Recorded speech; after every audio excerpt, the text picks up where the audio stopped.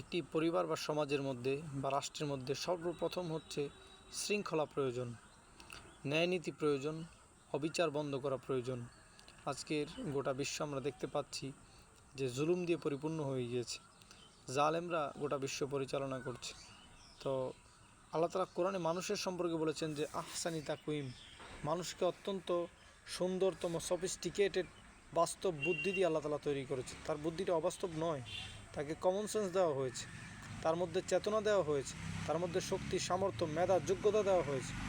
সে যোগ্যতা দিয়ে তাকে স্বয়ংসম্পূর্ণভাবে তৈরি করা হয়েছে, কিন্তু সে মানুষ তার যোগ্যতা, তার মেধা, তার শক্তিকে অপচয়ের ক্ষেত্রে ব্যবহার করছে। বন্ধুগণ, আসুন, একটি সুন্দর পৃথিবী গড়ে তুলতে হলে আমাদেরকে সর্বপ্রথম চরিত্র থাকতে হবে, শৃঙ্খলা থাকতে হবে, ন্যায় বিচার থাকতে হবে, পারস্পরিক মানুষের প্রতি দয়া থাকতে হবে। তাহলে একটি সুন্দর বিশ্ব তৈরি